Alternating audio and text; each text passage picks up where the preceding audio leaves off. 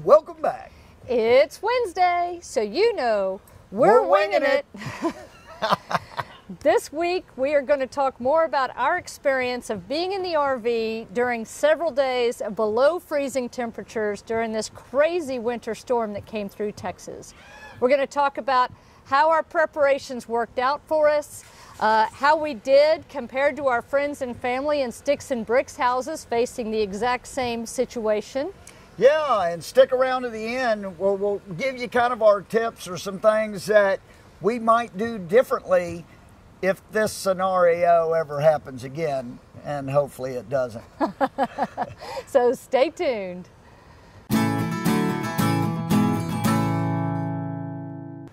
Okay, before we get started, let's quickly review the rules of winging it. We set the timer on my phone for 10 minutes. We talk about the topic. When the timer goes off, we wrap things up. This is completely unedited, unscripted, and you get what you get. So, 10 minutes on the clock. We're winging it. Wow, what a difference a week makes, first of all. That's for sure. Holy I mean, it's cow. absolutely beautiful here. I'm in shorts.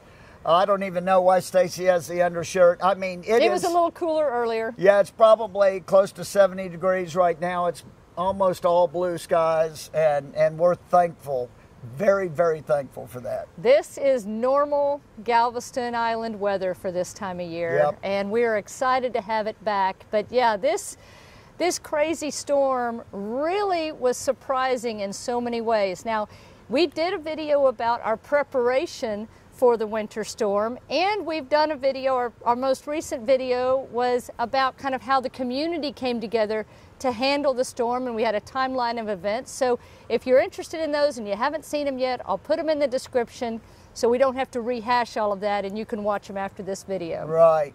But it was so, you know, the preparation, I feel like we did a pretty good job there. And had we not prepared, we would have been in a lot of trouble. I mean, the one awesome thing is in a motorhome, but all motorhomes out there have generators. And with the generators gives you life. I mean, that's where really made a big difference for us throughout this. But a generator has to have fuel. Right. You know, we found during this experience that our most prized assets were our generator, our propane in our case, because we do have propane furnaces. Yep. Our freshwater tank, our water pump. Yeah, as you know, well, in the video you can see, we sanitized our tanks ahead of time. We filled our fresh water to the top. We didn't start using that fresh water until it hit freezing. And right about that time, we disconnected our hose and everything from city water. We put all that up, and we had an absolute full tank of fresh water, which came through with flying colors, because one of the things that happened in all this is the water went out. Yeah. You know, so there was, after it was below freezing, now the water system was bad. You know, so you couldn't get water, and then when they turned the water on, it was a boil water notice. Yep. So it still wasn't possibly good water.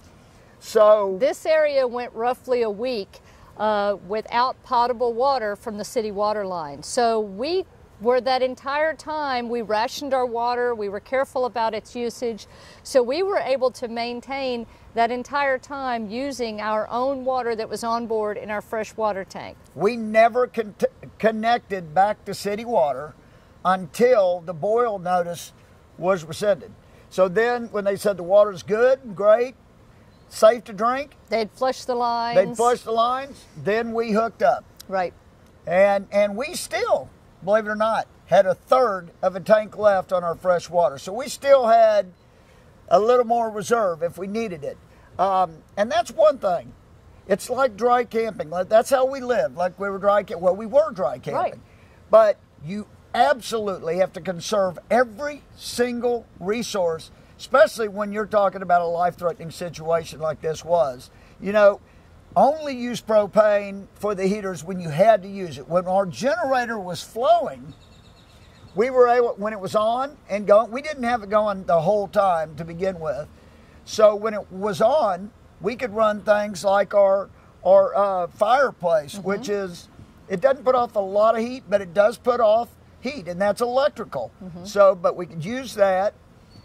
We have a portable RV-friendly electric heater that we were able to plug in and use also to give us some additional heat. Between those two, and we're staying in basically the same room during the day, it pretty much kept us warm during the day, so we didn't have to worry about running the furnace or whatever. Now, when we were below freezing, we did alternate running our front and rear furnace a little bit throughout the day to make sure that our bays underneath stayed warm. Yep, because you can't, if that system freezes, then you don't have fresh water.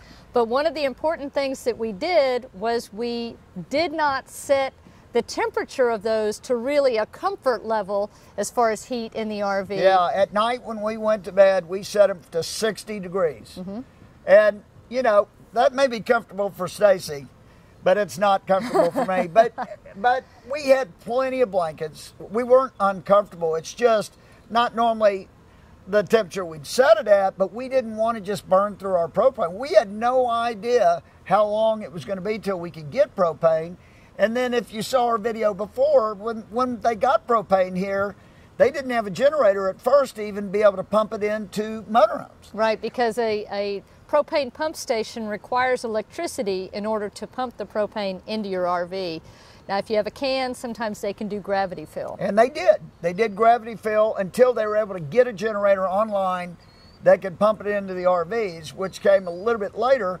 But, you know, that's a tip I guess we could put out there that we've learned, and people have put in that video, and somebody here locally in our community here had one, is if you have a motorhome that has its own tank, you can get a kit. It's called an extend to stay or something to that effect, where you can basically connect your propane system to an external tank. So if you run it gives you extra propane to run on for your furnace. Well, and things. And then you don't have to drive your RV somewhere to get it. Our friend here, Tim, that had that, and he just by chance put it in before he came this winter. He was able to go into Houston and get propane when he ran out of propane. That was a lifeline right there. You know, so he went in with his external tank, got propane. It really wasn't safe probably to drive the whole RV there. And of course, then you're using fuel that you might have to use for your generator. Right. You know, so he was able, I mean, and that was great. We didn't have that. We didn't need it, luckily, because we preserved ours by you know, rationing it out. But that's a neat thing to know. The other thing that really came in handy for us, Tom talked about, we sanitized the freshwater tank and everything, conserving our water, but we also conserved our diesel fuel. You know, when we were running off of our generator to keep our batteries charged up and everything, we wanted to make sure that we didn't run out of diesel fuel, because again, the thing about these scenarios is you don't know how long you're going to be without diesel fuel, the access to diesel fuel or new propane or fresh water. Yeah, because the whole island was out of power. Yeah. And so when you're out of power, the gas stations can't be open. Even Correct. if they have diesel or gas, they can't pump it. And the trucks couldn't come in to replenish any of those supplies either. Yeah. Because you're coming over bridges that are frozen. For a couple of days, there was, you know, you couldn't even get it. Even if you wanted to get it. Right. You couldn't get it. So you tried to be careful rationing those things. After a while, we hooked up to our neighbor. Our neighbor had a fifth wheel. The one time they said they didn't travel with their generator. Yeah. So after they were running their, connected to their truck to keep their battery going. But after a while, that didn't work so well for them, so we plugged them into our electrical system, and they were able to run their heating and everything in their refrigerator off of our generator as well. But at that point, we weren't going to turn the generator off at all, because it was fueling them. They couldn't go without the generator, so we ran it nonstop, which the generator did phenomenal. Right. Absolutely phenomenal. And our diesel generator was so efficient on fuel. It was unbelievable. You couldn't even hardly see the needle move. So that was a lifesaver, you know, and I think we could have stayed connected up to him for probably 3 or 4 more days on the fuel we had. So that's a tip. You know, when you find yourself in this situation, if you've got a neighbor who's got a generator, or if you have a generator and you've got a neighbor who doesn't, y'all can connect up and hopefully supply both of you with some power. If the generator's big enough. Right. And when we were connected to him, we weren't using both heaters in our RV at the same time and stuff like that. We were trying to conserve some of the power, so but we were still comfortable. It was no problem. So let's talk a little bit about how we did compared to our friends and family in traditional sticks and bricks houses. Yeah. Because everybody in the area and really across Texas was going through the same scenario. A lot of people without power for days, a lot of people without potable water for days. It was amazing to us. Yeah, I'll never say I've never been so thankful that we were full-time RVers in this particular coach at that particular time, because we fared better than almost everybody we know across Texas because we had our own generator, own power source, and we were able to keep our batteries good, and we had fresh water. Right. You know, we didn't have to do without any of the major things that you need to sustain life.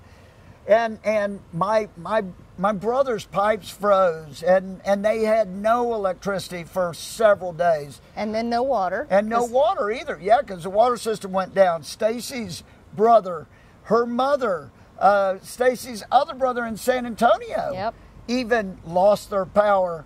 And his was even crazier because him and his wife have a big solar setup on top of their house, and we thought for sure they have power, but no, their solar setup gives to the grid, not to a battery.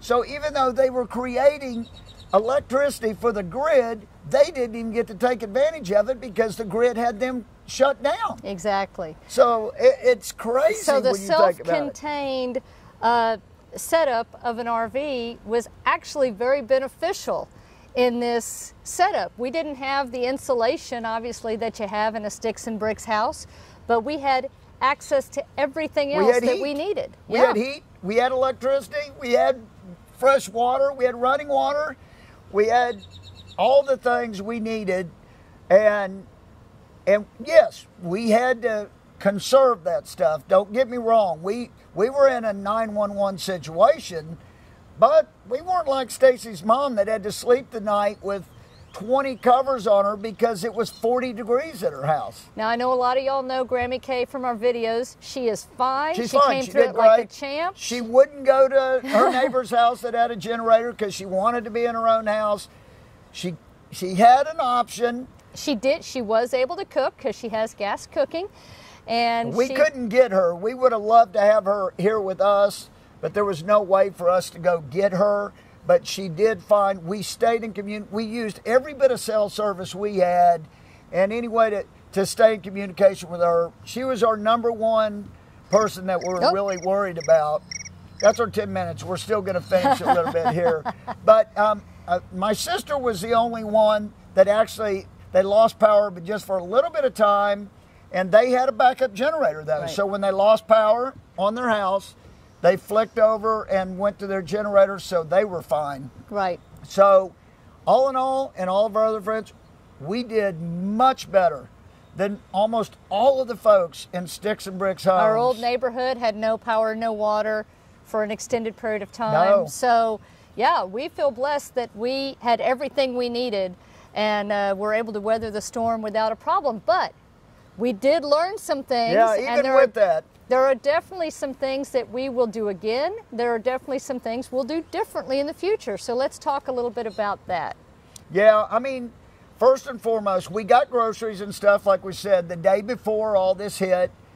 But what we didn't do was we're in the Jeep, and we should have filled the Jeep up with gas. Yep. The gas stations were open. The Kroger gas station was open, and we should have gotten gas. Did we need that? Luckily, we didn't. We didn't have to use the Jeep to go get anything, but it sure would have been nice to have the Jeep full of gas just in case. Because the island did run out of gasoline. And gas went out before diesel. So even even the gas stations around here that opened up once they got some power, maybe they had a generator backup, they ran out of their gas like this. Luckily for us, if we would have needed it, their diesel, most of them still had diesel. The ones that sold diesel was still there. So right. That was a good thing. Just because they're out of gas doesn't mean they're out of diesel. That's true. Yeah. We did fill up, with diesel, but there's been times when we've gone to a campsite and we've said, we'll fill up the motorhome after we get done with this location. And that's one thing we learned, is that sometimes crazy things happen that's completely unexpected, and it pays to be maybe over-prepared.